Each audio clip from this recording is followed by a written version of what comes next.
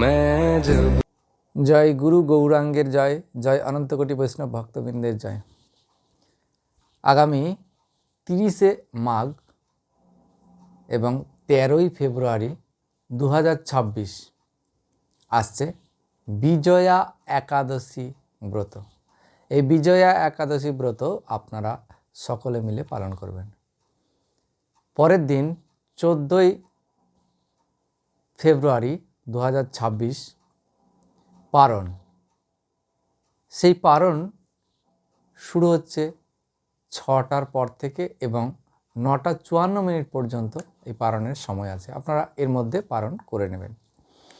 তা আমি শুরু করছি আজকে বিজয়া ব্রত মাহাত্ম্য কথা। এটি স্কন্দপুরাণে এই একাদশী মাহাত্ম্য এইভাবে বর্ণিত হয়েছে। মহারাজ যুধিষ্ঠির শ্রীকৃষ্ণকে বললেন, হে বাসুদেব, ফাল্গুন মাসের কৃষ্ণপক্ষের একাদশীর মাহাত্ম্য অনুগ্রহ করে আমাকে বলুন। শ্রীকৃষ্ণ হাসতে হাসতে বললেন, হে যুধিষ্ঠির, এই একাদশী বিজয়া নামে পরিচিত। যুধিষ্ঠির মহারাজকে বলছেন ভগবান কৃষ্ণ, এই একাদশী সম্পর্কে একসময় দেবর্ষি নারদমুনি স্বয়ংভূ ব্রহ্মাকে জিজ্ঞাসা করেছিলেন। তিনি এই প্রসঙ্গে যা বলেছিলেন তা আমি এখন তোমাকে বলছি। এই পবিত্র পাপ বিনাশকারী ব্রত মানুষকে জয়দান করে বলে এর নাম হচ্ছে বিজয়া নামে প্রসিদ্ধ। এর কাহিনীর মাধ্যম দিয়ে, উদাহরণের মাধ্যম দিয়ে বোঝাচ্ছেন ভগবান। পুরাকালে শ্রী রামচন্দ্র 14 বছরের জন্য বনে গিয়েছিলেন। সীতা ও লক্ষ্মণের সঙ্গে তিনি পঞ্চবটী বনে বাস করতেন। মাতা সীতা, রামচন্দ্র এবং লক্ষ্মণ এই 3 জন মিলে গেছিলেন পঞ্চবটী বনে বাস করতে। সেই সময় লঙ্কাপতি রাবণ দেবী সীতাকে হরণ করেন। এই কাহিনী আপনারা পাবেন কোথায়? রামায়ণের কাহিনী পাবেন শ্রীমদ্ ভাগবতমে 9ম স্কন্ধে আপনারা এই রামায়ণের কাহিনী পাবেন। তো সেই পঞ্চবটী বনে যখন অবস্থান করছিলেন মা সীতা দেবী, রামচন্দ্র এবং লক্ষ্মণ, তো তখন রাবণ তিনি একজন ভিক্ষুক সেজে মা সীতাকে হরণ করেছিলেন। আপনারা সকলেই দেখেছেন।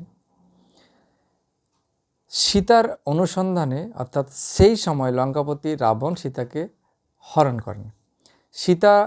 সীতার অনুসন্ধানে রামচন্দ্র চতুর্দিক ভ্রমণ করতে লাগলেন, চারিদিকে খুঁজতে লাগলেন শ্রী রামচন্দ্র সীতা দেবীকে পাওয়ার জন্যে।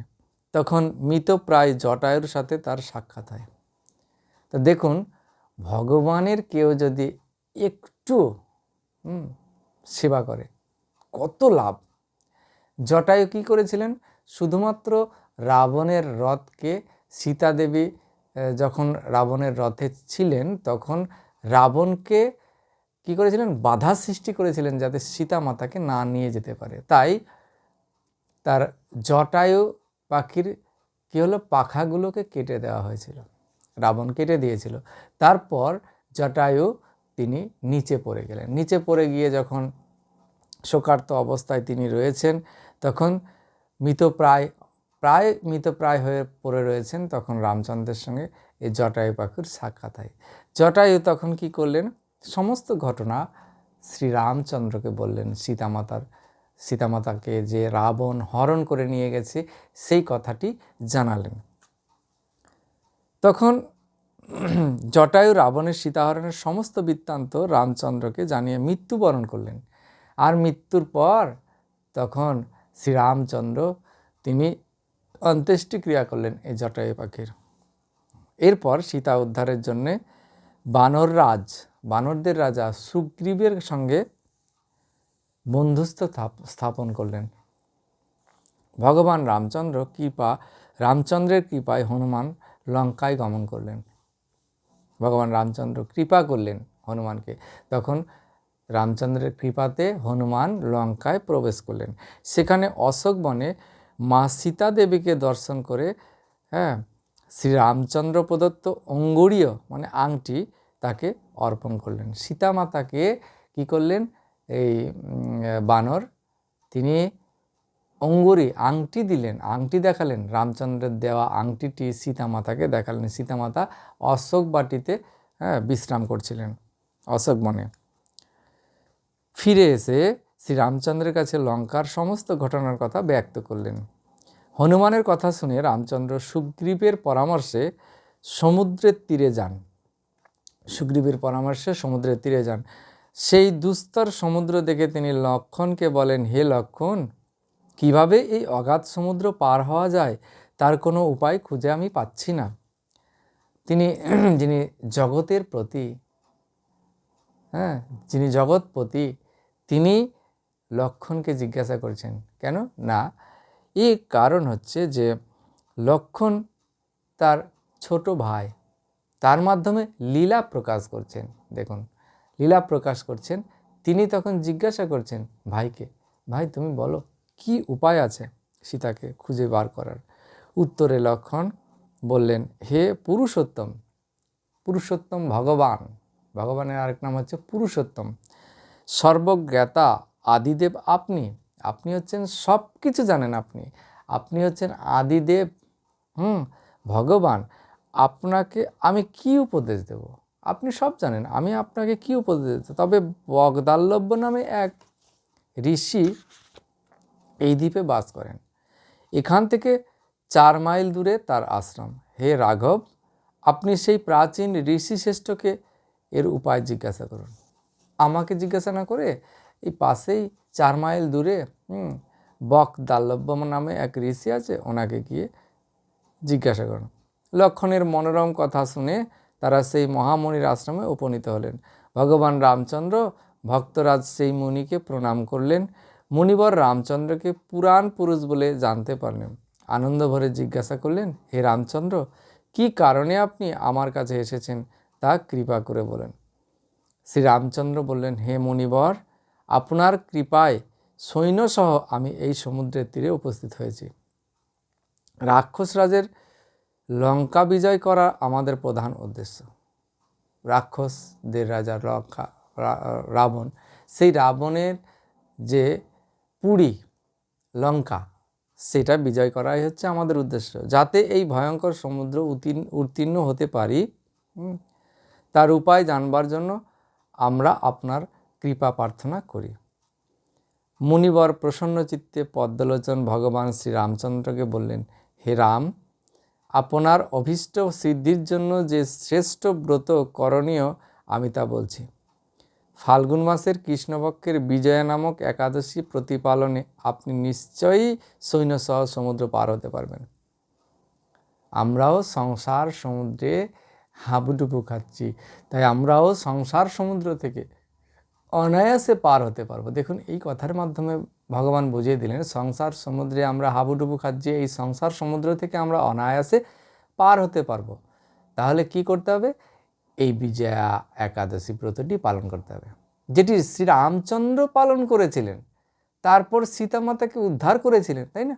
তাই এই সংসারে যারা দুঃখ পাচ্ছি, এই সংসারে যারা সবসময় চিন্তিত আছে, ভগবানকে সবসময় হয়তো ডাকতে পারছি না ঠিকভাবে, তাই এই একাদশী ব্রতটি পালন করুন। ভগবান খুব আনন্দ পাবেন। খুব আনন্দ পেয়ে আপনাদেরকে কী করবেন না, কৃপা আশীর্বাদ করে তার নিজের ধাম গোলক বৃন্দাবন বৈকুণ্ঠ, সেখানে আপনাদেরকে নিয়ে যাবেন। আপনারা অবশ্যই পালন করুন। এই ব্রতের বিধি শ্রবণ করুন। বিজয় লাভের জন্য দশমীর দিন সোনা, রূপা, তামা অথবা মাটির কলস সংগ্রহ করে তাতে জল ও আম পাতা দিয়ে সুগন্ধি চন্দনে সাজিয়ে তার উপর সোনার নারায়ণ মূর্তি স্থাপন করবেন। একাদশীর দিন যথাবিধি প্রাতঃস্নান করে কলসের গলায় মালা চন্দন পরিয়ে উপযুক্ত স্থানে নারকেল ও গুবাক দিয়ে পূজা করবেন। নারকেল, কলসে জল রেখে এবং গুবাক মানে সুপারি দ্বারা পূজা করতে বলছেন। এরপর গন্ধ, পুষ্প, তুলসী, ধূপদীপ, নৈবেদ্য ইত্যাদি দিয়ে পরম ভক্তি সহকারে নারায়ণের পূজা করতে হবে। হরিকথা হরিকথা কীর্তনের সমস্ত দিন যাপন করতে হবে। তাহলে কী করতে হবে? ভগবানকে একটু ফুল দিতে হবে, ভগবানকে একটু তুলসী দিতে হবে, ভগবানকে একটু আরতি করতে হবে ধূপ দীপ দিয়ে, একটু অগুরু গন্ধ একটু ফুলে দিলেন, ছিটিয়ে দিলেন, এইভাবে চন্দন ইত্যাদি দিয়ে ভগবানের পূজা করতে হবে। এবং কী করবেন না, একটু গীতা পড়বেন, তারপরে হরিনাম করবেন, এর মাধ্যম দিয়ে সমস্ত দিনটা কাটাতে বলছে। রাত্রি জাগরণ করে অখণ্ড ঘি প্রদীপ প্রজ্বলিত রাখবেন। দ্বাদশীর দিন সূর্যোদয়ের পর সেই কলস বিসর্জনের জন্য কোনো নদী বা সরোবরে বা জলাশয়ের কাছে গিয়ে বিধি অনুসারে পূজা নিবেদনের পরে তা বিসর্জন দিয়ে দেবেন। এরপর ওই মূর্তি বেদজ্ঞ ব্রাহ্মণকে দান করবেন। এই ব্রত প্রভাবে নিশ্চয় আপনার বিজয় লাভ হবে। ব্রহ্মা বললেন, হে নারদ, দেখুন ব্রহ্মা নারদ মুনিকে এই কথা বলছিলেন, আর যুধিষ্ঠির মহারাজকে সেই ব্রহ্মা নারদ মুনির কথাটাই ভগবান কৃষ্ণ যুধিষ্ঠির মহারাজকে বলছিলেন, আর আমি আপনাদেরকে বলছি। ব্রহ্মা বললেন, হে নারদ, ঋষির কথা মতো ব্রত অনুষ্ঠানের ফলে তিনি বিজয়ী হয়েছিলেন। আপনারা জানেন শ্রীরামচন্দ্র শেষে বানর সেনাদের সাহায্যে কী করলেন, ব্রিজ বানালেন এবং সেই ব্রিজের ওপর দিয়ে গিয়ে তারপরে লঙ্কা বিজয় করে তারপরে সীতামাতাকে নিয়ে ফেরত এলেন। সীতা প্রাপ্তি হলো, লঙ্কা জয় হলো, রাবণ বধের মাধ্যমে শ্রীরামচন্দ্র অতুল কীর্তি লাভ করেছিলেন। তাই যথাবিধি যে মানুষ এই ব্রত পালন করবেন তাদের এ জগতে জয়লাভ হবে, পরজগতে অক্ষয় সুখ সুনিশ্চিত হবে। এই জগতে আমরা রয়েছি, এই জগতে আমাদের কী হবে না, এই জগতে হচ্ছে জয়লাভ হবে, সমস্ত দিক থেকে জয়লাভ করতে পারবেন। এবং পরজগতে মানে এই জগৎ আমরা যখন ছেড়ে যাব, আমাদের দেহটি যখন, আত্মাটি যখন এই দেহ ছেড়ে যাবে, পরজগতে যাবে, তখন অক্ষয় সুখ সুনিশ্চিত জানবে। হে যুধিষ্ঠির, এই কারণে এই বিজয়া একাদশী ব্রত পালন অবশ্যই কর্তব্য। যুধিষ্ঠির মহারাজের মাধ্যম দিয়ে ভগবান কৃষ্ণ তিনি বলে দিলেন সকলকে এই একাদশী ব্রত পালন করা কর্তব্য। আর যারা করতে পারে না তাদের কি করতে হবে না, এই ব্রত কথা শ্রবণ কীর্তন মাত্রেই বাজপেয় যজ্ঞের ফল লাভ হচ্ছে। এই ব্রতটি যে আমি আপনাদেরকে শ্রবণ করাচ্ছি, আপনারা শ্রবণ করছেন, এই শ্রবণ করার মাত্রেই আপনারা কি পাচ্ছেন না, বাজপেয় যজ্ঞের ফল আপনারা পেয়ে যাচ্ছেন। অত্যন্ত সুন্দর একটি ব্রত এই বিজয়া একাদশী ব্রত। আর এটি শুক্রবারে হচ্ছে, আগামী শুক্রবার। আপনারা অবশ্যই এই ব্রতটি পালন করুন। শনিবারে আপনারা পালন করবেন। এর মাধ্যম দিয়ে আপনারা কি করবেন না, বৈকুণ্ঠে আপনারা পৌঁছাতে পারবেন এবং ভগবানের সেবায় নিযুক্ত থাকতে পারবেন। তাই যেন তেন প্রকারে কোনো অজুহাত নয়, এই ব্রত পালন করেছিলেন শ্রীরামচন্দ্র, আমরা কেন করব না? এই একাদশী ব্রত মহাপ্রভু পালন করতেন, যার ভাবধারায় আমরা রয়েছি তিনি পালন করতেন। তিনি তার মা একাদশী পালন করতেন না, তিনি তার মাকে একাদশী পালন করিয়েছিলেন। চৈতন্য চরিতামৃতের আদি লীলার 15 অধ্যায়ের 9 নম্বর শ্লোকে এই কথাটা বলা রয়েছে যে চৈতন্য মহাপ্রভু তার মাকে একাদশী ব্রত পালন করেছিলেন। তাই মনুষ্য জন্ম লাভ করে 8 থেকে 80, শাস্ত্রে আছে 8 থেকে 80 সদবা বিধবা সবাই এই একাদশী, ছেলে মেয়ে সকলে এই একাদশী ব্রত পালন করবেন। কেউ মিস করবেন না এই একাদশী ব্রতটা, সর্বশ্রেষ্ঠ ব্রত এই একাদশী ব্রত। আপনি ভগবান আপনাকে কথা দিয়েছেন একাদশী ব্রত পালন করুন, আপনাদের সর্ববিজয় হবে, সব কিছু বিজয় লাভ করতে পারবেন আপনারা এই জগতে এবং পরজগতে। আজকে এখানেই বিশ্রামে রাখছি। হরে কৃষ্ণ কৃষ্ণ কৃষ্ণ হরে হরে, হরে রাম রাম রাম হরে হরে।